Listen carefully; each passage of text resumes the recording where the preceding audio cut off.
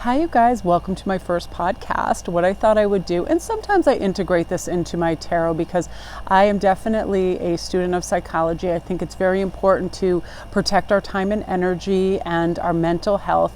And that's why I came up with today's topic for my first podcast, which was going to be boundaries. And this is huge, and it's something I'm also working on. So this is one of the reasons why I feel like it's so pertinent right now, because we have to always reassess where they are and what's going on. And I took some notes too that I'm going to be referring to on occasion, so I can have some like direction, because I get really excited. But first, let me just share very quickly. This was an issue for me for very many years in my 20s. I was never really a people pleaser, but I didn't like conflict. So what I would do is I would remove a boundary so there wouldn't be confrontation. Okay, let me just do this for this person. I don't really want to go out of my way and babysit their kid or paint their house or make them a piece of jewelry or something right now, but I don't want negative feedback, so I'll just do it. Now what that is, if somebody else is pressing on us that they want something from us and we think that we have to do that and we feel obliged to do that, there is a boundary issue there, because there's no reason we should ever feel obliged to give anybody anything that, unless it's just graciously and naturally, right? But often what happens is we position ourselves in life to be givers. A lot of generous people do this, and we know who we are. And I've shared these stories over and over, how I worked with people and I would make them jewelry and I would create them pieces and I got all happy, and then at the end of the day, it was like I wouldn't even get like one Christmas card, because people make that association with, oh, this person's a giver. They're fine, they're happy, and like I don't need things to be happy. But when I would realize the scales were so unbalanced, it was one of those things where I realized that I really hadn't, by positioning myself as an ultimate giver, I would constantly be listening to people's problems, and people would come up to me, and I loved this one thing. They go, oh, tell me a story, Melanie, because I'm a natural storyteller and I love that, and I would just create this fun thing and tell them about one of my life stories and stuff. But what I learned over the years not to do is not enable other people to agony aunt me, tell me all their problems. And by enabling, I mean going oh yeah, that was terrible of them, that was this, that was that. This is not somebody that is gaining relief from releasing something. Like, I definitely feel that people are meant to share stories, but this is someone who's just running around in a cycle and can't let something go, whether it's they're displeased with somebody else, their spouse, something that's all they do. That's their whole curriculum or MO, is to talk about that. We need to get those boundaries in place and never ever feel guilty about that. So I'm going to go over what some healthy boundaries are and what some unhealthy ones are, and see if you can recognize them, because I have to do this still with myself, because I open the door and I invite people in. If you have an issue, or you feel scared, or you have PTSD, or you have anxiety, if I come and share, and if I can help you, I will. But what happens is sometimes we attract people that they kind of like, again, it's trick or treat. They're the people where if you leave a platter of candy out and you say, please just take one, they take the whole thing. You know what I mean? They leave you 50 messages a day. They do this and that. And it's like, but as much as we're willing to give, people are willing to take. So watch how much you are providing of your time, especially if it's your profession as well.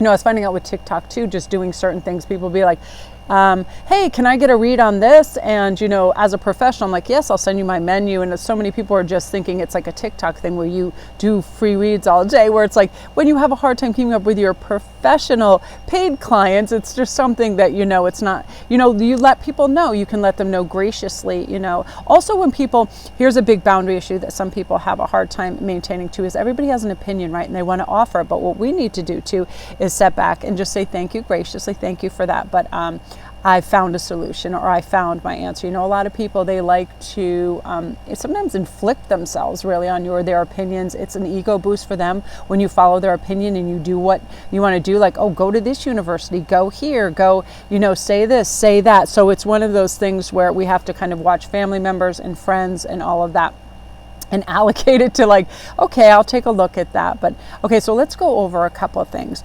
Okay, healthy boundaries look like developing appropriate trust over time. This was one of my issues. I would immediately trust everyone or trust no one. You know what I mean? It was like if something went wrong, none of these people are to be trusted, or trust everyone, they're all good until they do something wrong. But again, we have to let people prove to us who they are, definitely.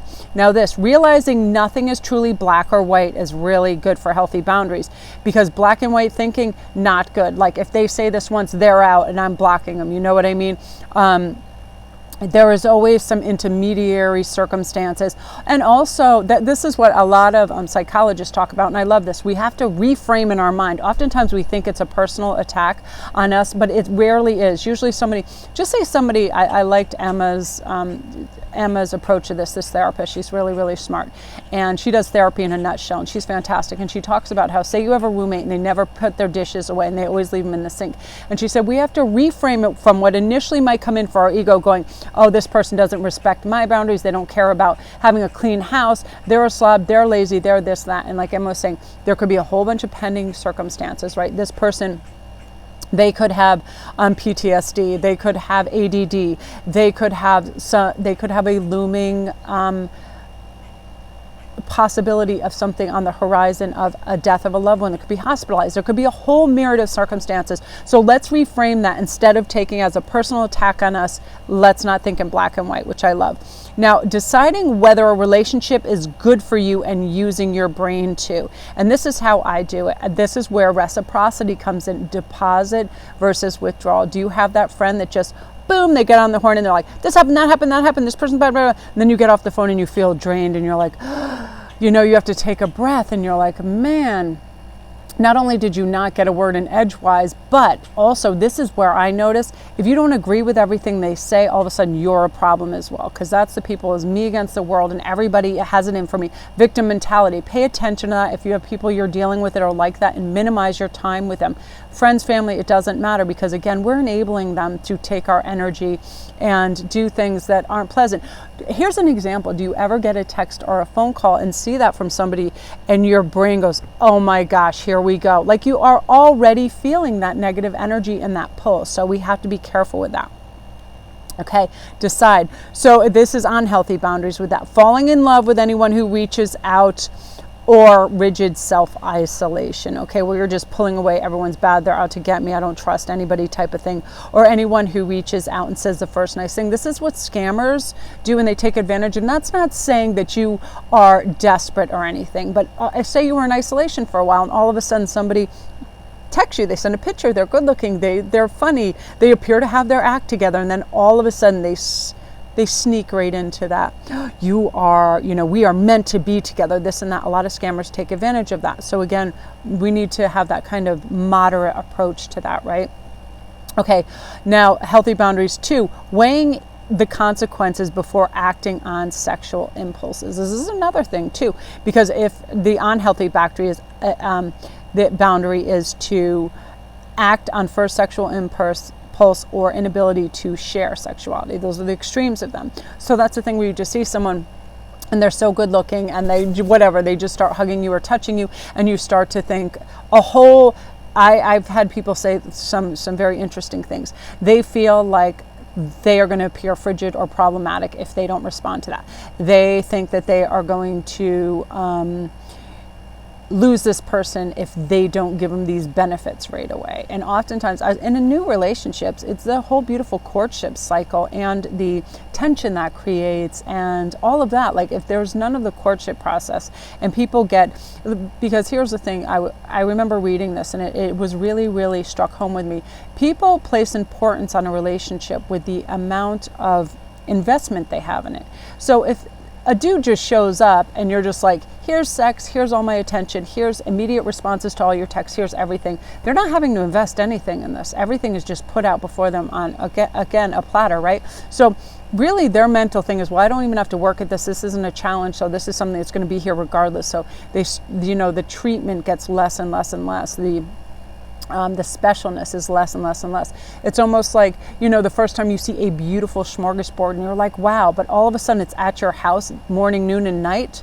The smorgasbord doesn't look as appealing, right? It really is a true factor. So be careful. We need to have a little bit of mystery and a little bit of like kind of the courtship cycle of everything, and I don't mean to preach. If you really are digging somebody and you just see, hey, this is kind of like a good sex partner, but I wouldn't want them for anything else, it's like, feel free. I never cast judgments or anything on that. And I just feel like it's you being sexual when you want to be sexual and concentrating on your pleasure and not monitoring the pleasure of your partner, for you. And and that's the thing, that's for you, that's being free, that's being natural, and that's being authentic, which I like. Moonbeams is running around. Now I love this, noticing when someone else displays appropriate boundaries. That is healthy boundaries. So if you say to somebody, let's make it a work thing. You say, okay, I finished all my files. Say you're a police officer. I finished all my files. Could you please look into this SUV murder for me? And then the other person sits down, they finish their workload. Now the appropriate response would be is if they're very tired and they do not have the time to say, listen, I really relish you as a partner and a coworker, but I simply don't have the time this weekend. That's it. You don't need to over-explain yourself. You don't need to tell them, all the whys and wherefores. You don't need to apologize. And I think I even said, I'm sorry. Like, we don't need to do that. But it's like one of those things that we're kind of like pre-programmed to do, where you're just like, listen, I would love to oblige, but I simply don't have the time. I love that. I would love to oblige, because if we really do like somebody and we would like to, we would, right? But oftentimes, let's pay attention to that, because now unhealthy boundaries with that is going against your own personal values to please others, or an inability to focus on rights of others, right? Like those are the extremes again, where it's like somebody says, I feel like this is like a good peer pressure type of thing, right? Where you're in peer pressure and you're just say at the popular table and somebody sounds out. And I had this really unique experience in high school. I was new at this high school, and there are these group of girls, and they seemed really nice on the surface. And they're like, oh, come sit with us at lunch. And they were, we'll come to find out, they were like more popular than most, but there were some really seedy, mean behaviors going on. And I liked this girl. She was one of my classes, and she was really cool, and she has all these dogs, and she was really cool. But come to find out, there was one or two people in this group that was extraordinarily mean to her. And I remember she sat down at the table, and they started to make fun of her in a really, really horrible way. And then right then I kind of knew these are not my type of people, because who does that? And I mean, it was literally like 5 or 6 people against one just being really cool. And I thought, oh, yeah, and you don't go along with that and laugh at cruelty and things like that, just so you can feel like you fit in, that kind of thing. Now, I feel too, one of the next ones on there is noticing, really noticing and saying no to gifts, touching, or anything that you do not want, right? This can be anything, where if somebody is trying to, I don't know, you ever get those creepy super long huggers of people you just met, like stuff like that, and you just, you can pull, if you started hugging that song and you're like, no thank you, that's overly long for my taste, whatever, you can just back up. But also gifts, sometimes people will give you things and it may be inappropriate, too soon, or it just is out of context, right? Always feel free to say, listen, especially in a professional atmosphere too. It's like I prefer to keep things professional, but I really appreciate the offer, handing it back, that kind of things. Asking a person also before touching them. I often do that too. I'm like, oh, are you a hugger or whatever? And sometimes I can read energy, so I don't even really have to ask. I can read all of those things where people start to lean in, they move, micro expressions. I can tell when somebody is, but a lot of people can't. But oftentimes, there are people a little harder to read. So if I meet somebody at a party and then we're exiting and we really hit it off, and I was like, are you a hugger? We should ask. We should never just go in and hug or grab someone's hand unless it's outreach to us. If you like somebody's jewelry, have you ever had anybody do that, come up and go, oh, I love that necklace, and they actually like pick up your necklace? And if you're pregnant, they're like the tummy rubber, stuff like that. We don't just reach in, that's somebody's personal arena and space, right? Respect for others, generosity. This is huge. This is great for healthy boundaries. When somebody reaches out and gives you something with zero expectation of getting something in return, that's so beautiful. I love that. I always love to gift surprise people in their Etsy orders or anything they order off IG. I always just pick out something, and it's usually, I usually find it something like more spectacular than the thing. If they order a simple pendant, it's like sometimes I'll stick in like a huge stone or just something, whatever I feel like to give. I love to give, and I feel like I have a whole treasure trove of stuff, and I like to do that. And giving without expectation, right? It's so beautiful. So remember to tell people, I really appreciate that. This is amazing. And sometimes it's hard for a giver to receive and just be, wow, like this is amazing.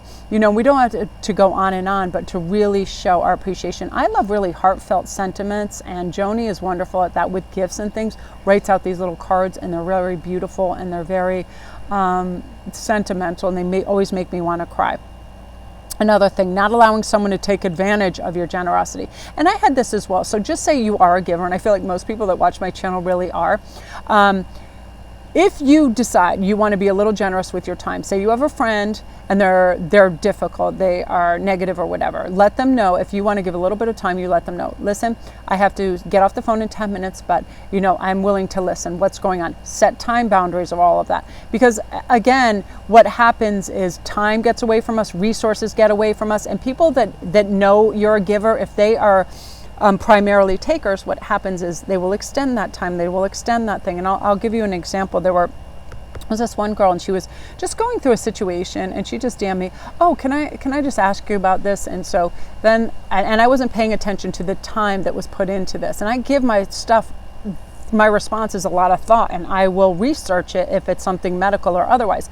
And just ask one question, and then it was like later in the day another question, and then the next day there were like 2 or 3 questions, and then it was like, oh, and can you post some cards for me? And then this stuff, it just started snowballing, and I thought, these are people that are takers and they're unaware, but that's where we have to set boundaries. Listen, this is my profession.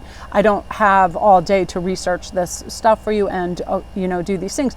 You just let people know, thank you, I don't have the time for that right now, or you don't have to answer at all if it's really obvious.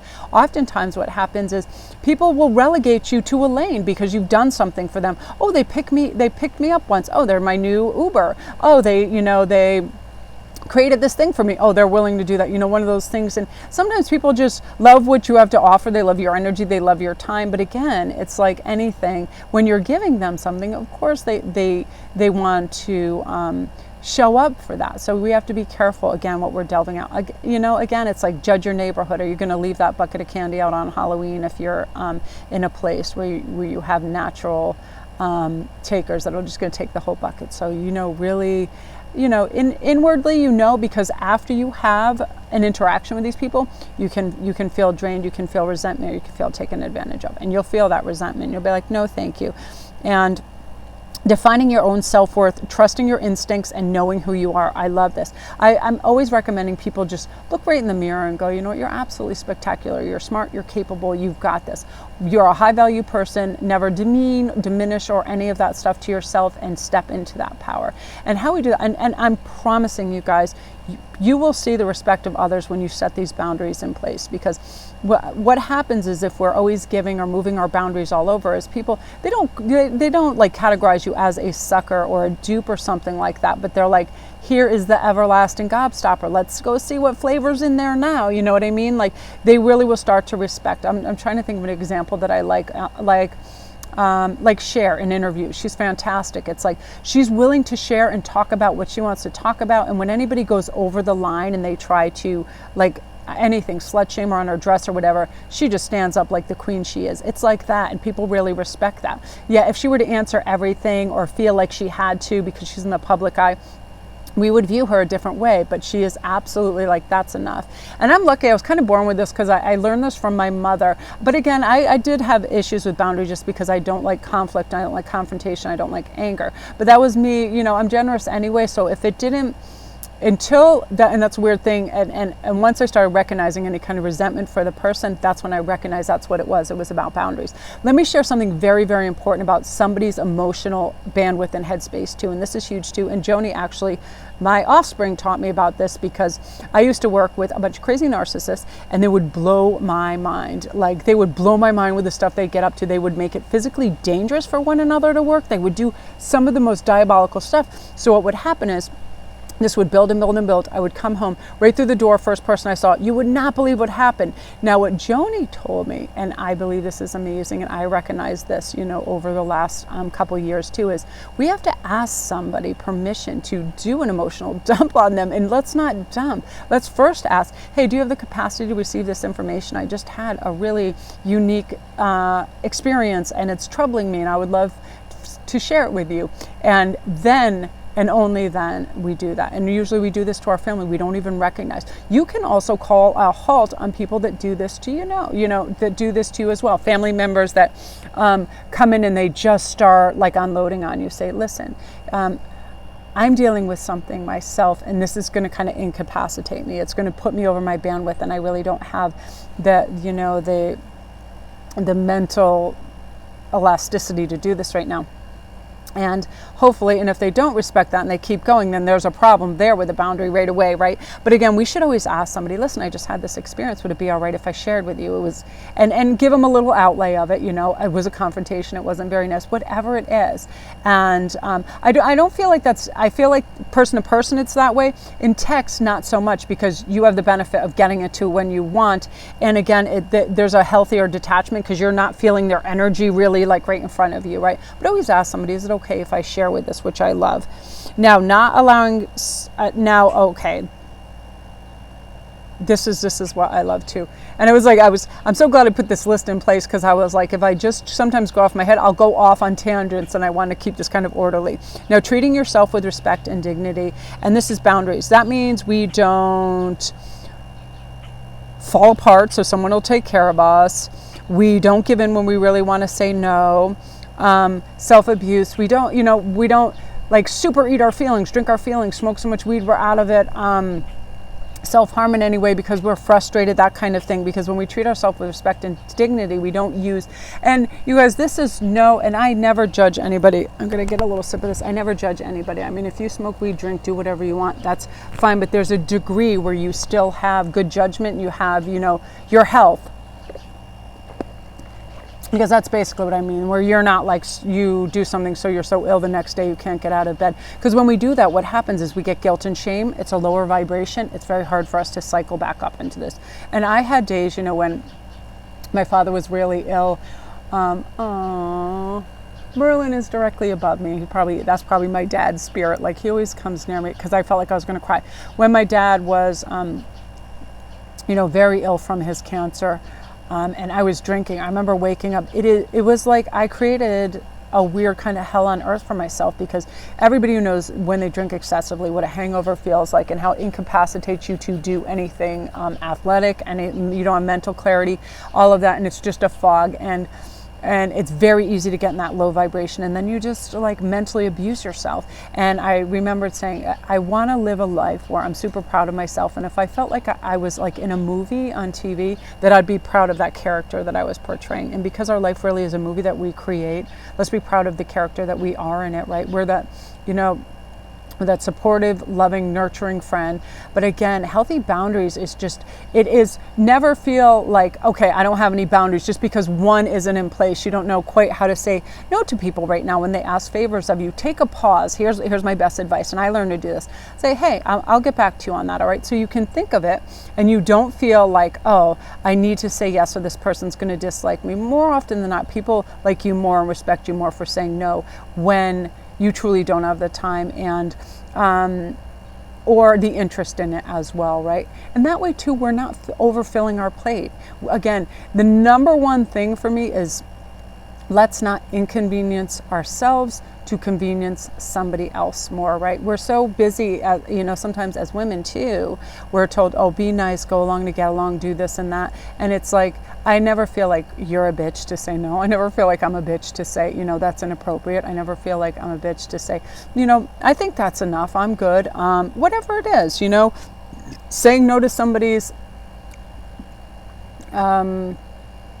over familiar touch or super long groupie hugs or things like that, you know what I mean? Like, no thanks you, all of that. So this is going to be the first part of that. I didn't want it to be over long, but it's such a beautiful day, and I just want to come out and talk about that, because we have to realize that other people won't always be able to. Sometimes even if you can, it doesn't mean other people can anticipate our needs, wants, what is too much, what is too little. So we have to convey that, and we have to, and it doesn't mean we have to bark orders or be insane about it. We simply say, that's a little much. And just be honest and forthright, and that's what authenticity is all about. But boundaries protect us from future resentments, from future hurt, from being inundated with too much on our plate because we're saying yes to everybody, feeling like any victim mentality, right? I used to kind of get in that, like, oh my gosh, everybody is just, like everybody wants something, whatever. But if I were more willing to say, let me think about that. And then the more I would think about that and get in tune with that energy, if it didn't work for me, to be able to say no.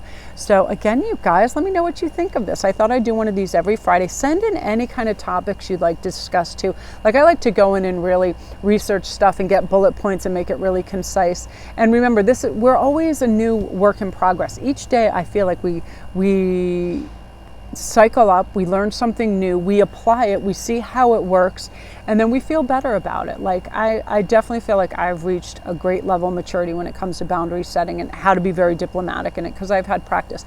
I have a lot of hardcore, really strong personalities, earth around me, and I'm fire. So I'm like, I like immediacy, and I realize you don't need to rush. You don't need to plunge in and then later regret. It's better to just kind of, let me take a look at this and see how it looks. And if it looks good, then yes. If it doesn't, then no. So you guys, love and light. I'm really excited. And again, remember, send in any of your topics you guys would like to hear.